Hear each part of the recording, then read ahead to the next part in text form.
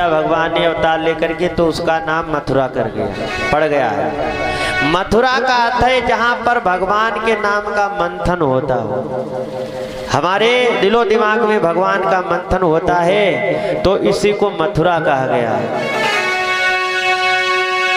और गोपी जिन्होंने अपनी इंद्रियों को बस में कर लिया है उसको गोपी कहा गया है। कंस अहंकार का प्रतीक है, कालिया नाग अहंकार का प्रतीक है जो यमुना में रहता है। वैसे काला सर्प यमुना में नहीं रहता है परीक्षित महाराज, कहीं सर्प रहता है जल में नहीं रहता है काला सर्प। लेकिन भागवत कहती है कि कालिया नाग यमुना में रहता था।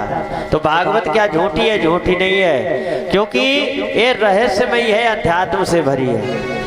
जैसे सुदामा जी का और भगवान द्वारिकाधीश कन्हैया का लेखन आता है, सुंदर चरित्र आता है कि भगवान से मिलने उनके बचपन के मित्र सुदामा गए थे, वो भी वृद्धावस्था पर, और 750 को द्वारिका पैदल चले गए। कोई चल पाएगा? इतना संभव नहीं है चौथेपन की अवस्था में। लेकिन वास्तव में भक्ति जीव और परमात्मा का मिलन चौथेपन की अवस्था में होता है, जो कि सुदामा जी भगवान कन्हैया से मिलने के लिए गए थे।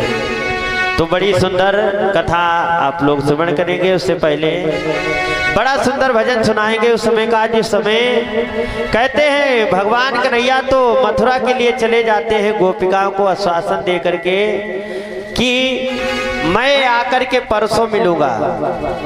परसों की बरसें बीत गई, भगवान नहीं आए हैं। तो गोपिकाएं भगवान की विरह में बड़ी दुखी होती हैं और गोपिकाओं से राधा कहती हैं एक दूसरे से कहकर के, हे आली श्याम बेदर्दी निकल गए जो मथुरा के लिए चले गए, वापस नहीं